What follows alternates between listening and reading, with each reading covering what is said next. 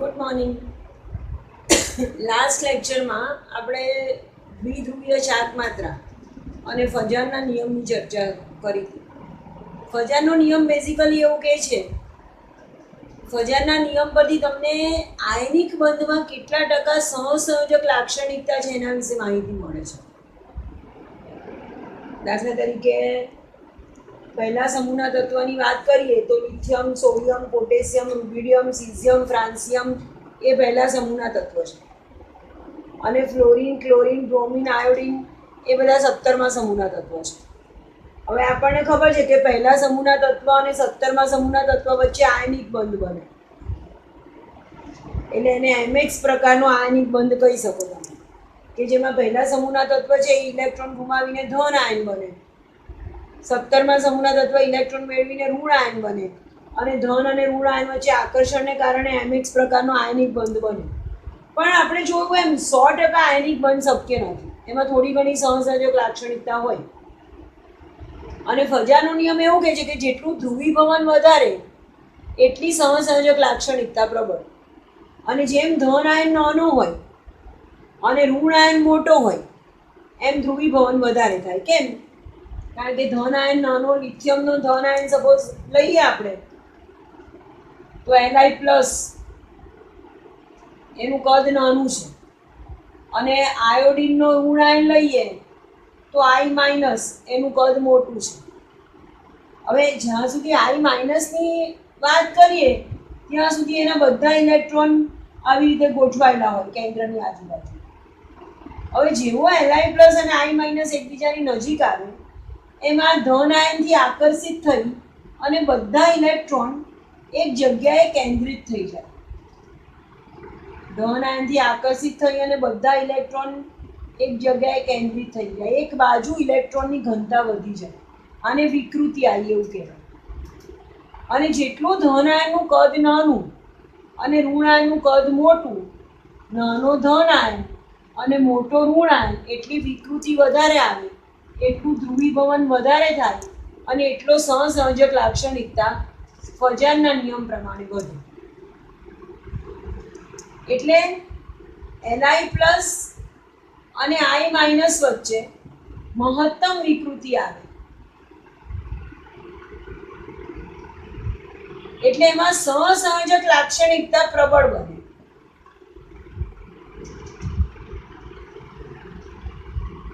અને જેટલી સહસંયોજક લાક્ષણિકતા વધતી જાય એટલો આયનિક બંધ નિર્બળ બનતો જાય.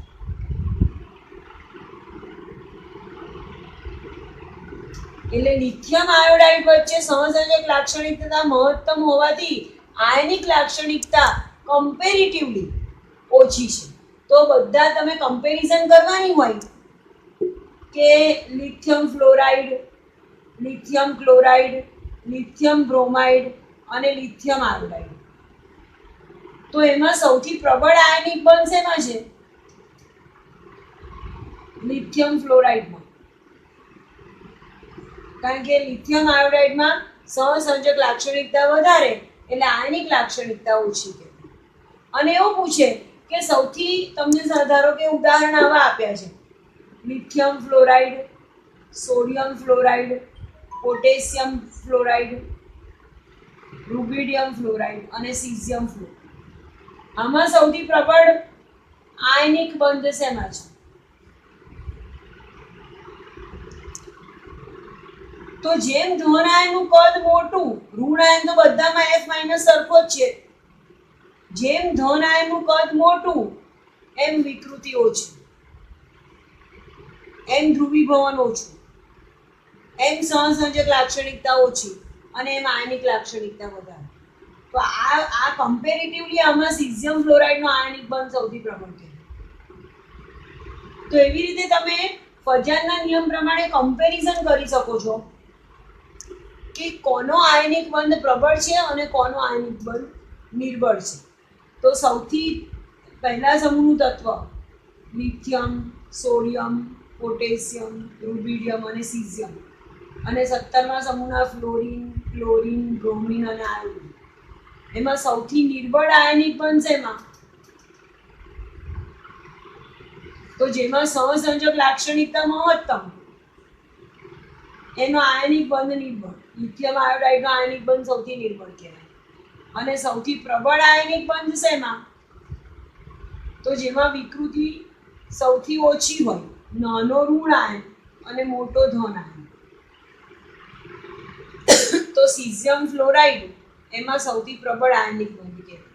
આવી રીતે આપણે ફજરના નિયમ પ્રમાણે ગણતરી કરી શકીએ કે આયનિક બંધમાં સહસંયોજક લાક્ષણિકતા શેમાં ઓછી છે અને શેમાં વધારે છે. આપણને ખબર છે કે લુઈસ સિદ્ધાંત એ અણુનો આકાર સમજાવી શકતો નથી. લુઈસ ખાલી અષ્ટકની માહિતી આપે અથવા તો બહુ તો સહસંયોજક બંધની રચના કઈ રીતે થઈ હશે, કેવી રીતે ઇલેક્ટ્રોનની ભાગીદારી થઈ હશે એના વિશે માહિતી આપે. પણ લુઈસ સિદ્ધાંત એ અણુનો આકાર સમજાવવા સક્ષમ નથી. તો સહસંયોજક અણુના આકારને સમજવા માટે આપણે VSEPR સિદ્ધાંતનો ઉપયોગ કરીએ છીએ. Valence cell electron pair repulsion એનું ફૂલ ફોર્મ છે. વેલેન્સ સેલ એટલે સંયોજકતા કોષ, બાહ્યતમ કોષ. ઇલેક્ટ્રોન યુગ્મ વચ્ચે રિપલ્ઝન એટલે અપાકર્ષણ.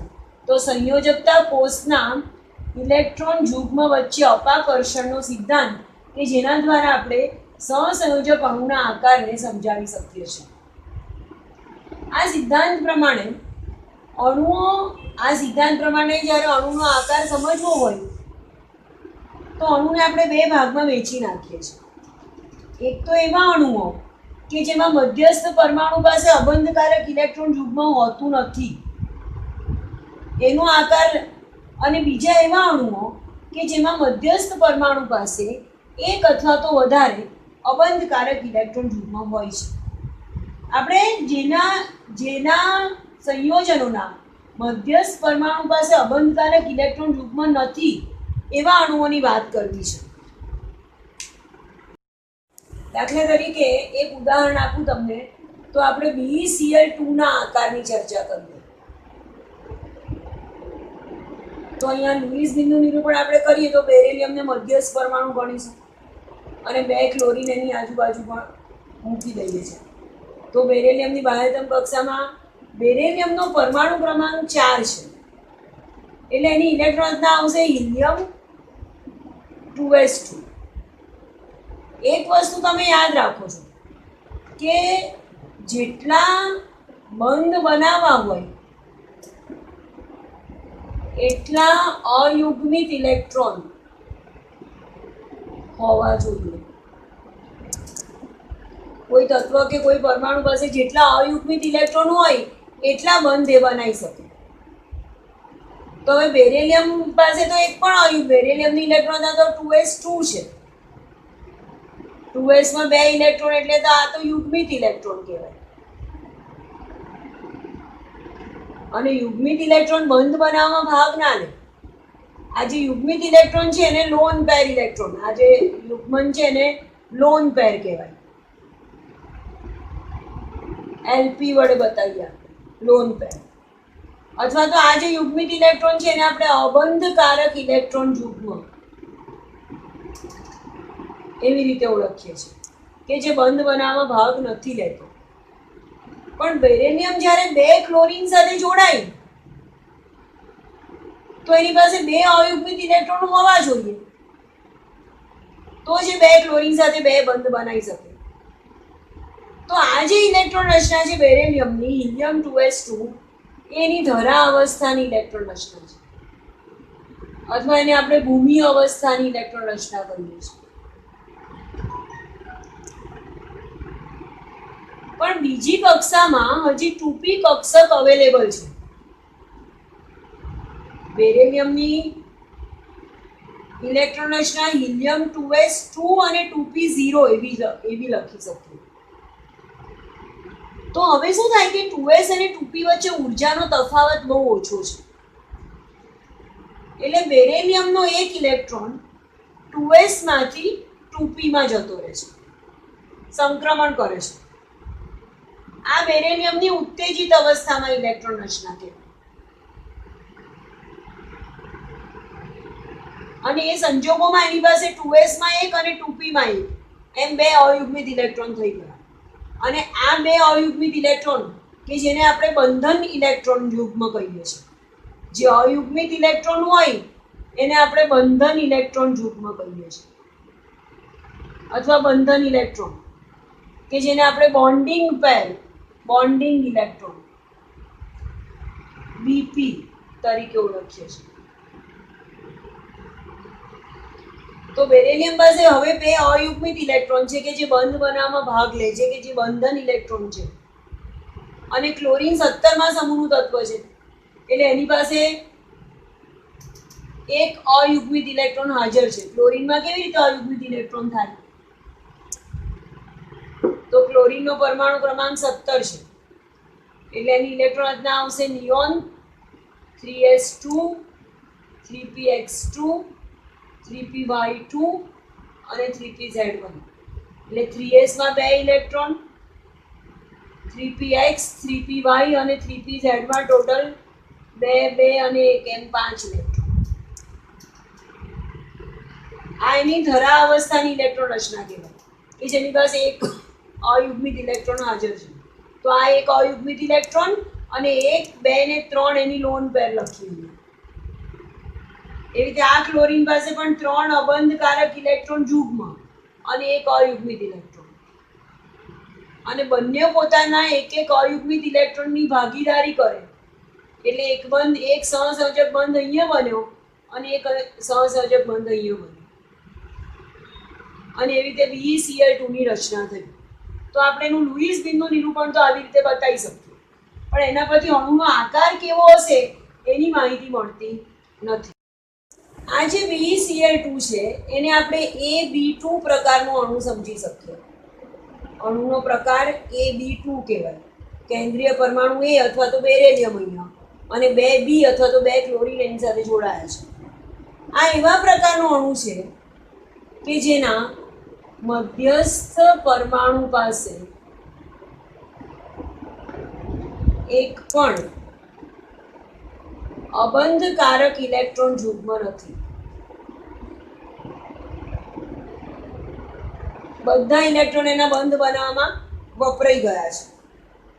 અને એ સંજોગોમાં અહીંયા જે આ બંધકોણ 180 ડિગ્રીનો થશે. આ BAB નો જે બંધકોણ છે એ 180 ડિગ્રીનો થશે, અને 180 ડિગ્રીના બંધકોણ સાથે અણુનો આકાર રેખીય બનશે.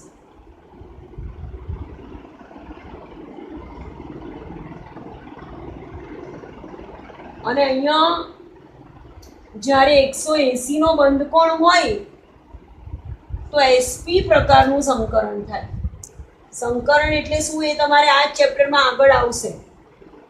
હમણાં ખાલી તમે એવું ધ્યાન રાખો છો કે જ્યારે પણ 180 ડિગ્રીનો બંધકોણ હોય તો સંકરણનો પ્રકાર sp હોય, અણુનો આકાર રેખીય હોય અને AB2 પ્રકારનું બંધારણ. દાખલા તરીકે BeCl2 અથવા તો HgCl2 એ HgCl2 માં પણ AB2 પ્રકારનો જ અણુ કહેવાય. એમાં પણ 180 ડિગ્રીનો જ બંધકોણ થાય અને એમાં પણ અણુનો આકાર રેખીય જ થાય. ધારો કે મારી પાસે બીજું એક ઉદાહરણ લઉં કે જેનો આકાર મારે નક્કી કરવો છે. દાખલા તરીકે આપણે ઉદાહરણ લઈએ BeCl3 નું અથવા તો BF3 નું, બોરોન ટ્રાઇફ્લોરાઇડ. હવે બોરોનની બાહ્યતમ કક્ષામાં બોરોનનો પરમાણુ ક્રમાંક 5 છે એટલે એની ઇલેક્ટ્રોન રચના થશે 1s2 2s2 2px1 2py0 અને 2pz0. આ એની ધરા અવસ્થાની અથવા તો ભૂમિ અવસ્થાની ઇલેક્ટ્રોન રચના કહેવાય.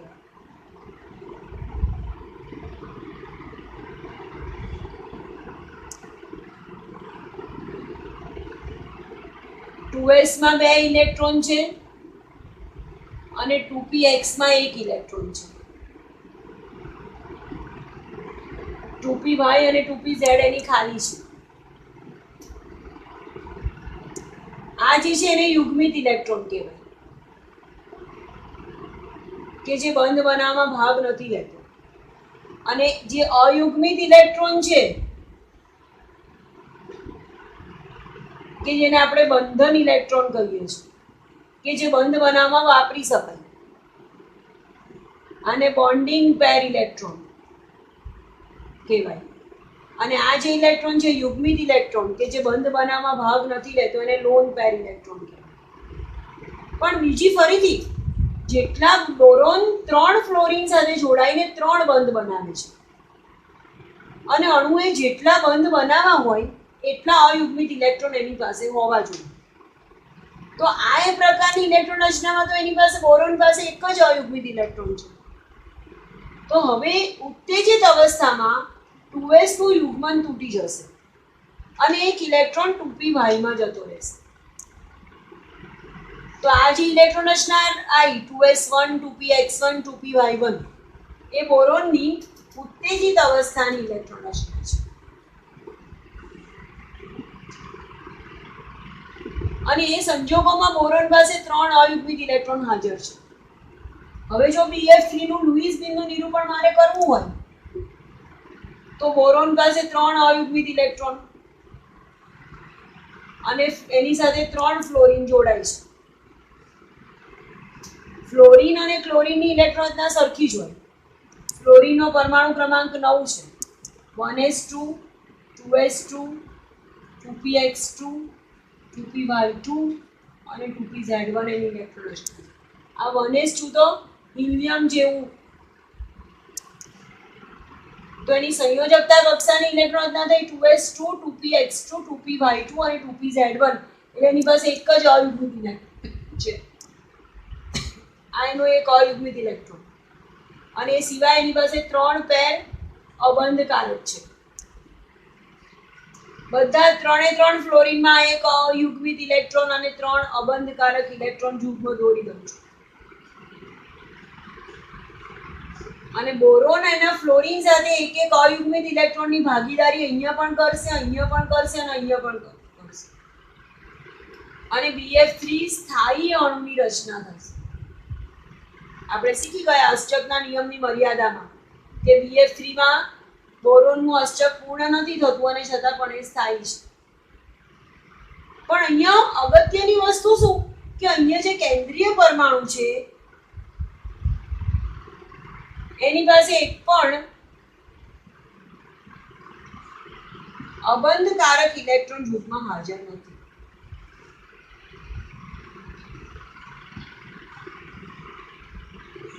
અને આ જે બંધારણ થાય એને હું AB3 પ્રકારનું બંધારણ કહું છું. AB3 પ્રકારનું બંધારણ. અણુનો પ્રકાર કેવો કહેવાય અહીંયા? AB3. AB3 પ્રકારનું અણુ કે જેમાં કેન્દ્રીય પરમાણુ પાસે એક પણ અબંધકારક ઇલેક્ટ્રોન નથી. એ સંજોગોમાં એની આજુબાજુ જે 3 બી જોડાય છે એ 120 ડિગ્રીના ખૂણે જોડાશે. એ સાથે 3 બી આવી રીતે જોડાશે. એક બી, બીજો બી અને ત્રીજો બી. અને આવી રીતે 3 બંધ બનશે. BF3 તો કેન્દ્રીય પરમાણુ બોરોન અને 3 ફ્લોરિન અને આ વચ્ચેનો જે બંધકોણ છે એ 120 ડિગ્રીનો થશે. અને 120 ડિગ્રીનો બંધકોણ આપણે આવી રીતે ગોઠવીએ તો અણુનો આકાર સમતલીય સમત્રિકોણ. એક સાદું ત્રિકોણ, એક જ સમતલીય એટલે એક જ સમતલમાં 2D એક જ સમતલમાં ત્રિકોણ બને તો એ અણુનો આકાર કહેવાય સમતલીય સમત્રિકોણ. બંધકોણ 120 ડિગ્રીનો. અને જ્યારે બંધકોણ 120 ડિગ્રીનો હોય ત્યારે યાદ રાખો છો કે અહીંયા સંકરણ sp2 જ સંકરણ થાય. નક્કી સંકરણ વિશે આપણે આગળ શીખવાનું છે. પણ જ્યારે 120 ડિગ્રીનો બંધકોણ હોય એટલે સંકરણ sp2 જ પ્રકારનું થાય. CH4 અણુના આકાર અને એના સંકરણ વિશે આપણે નેક્સ્ટ લેક્ચરમાં વાત કરીશું. Thank you.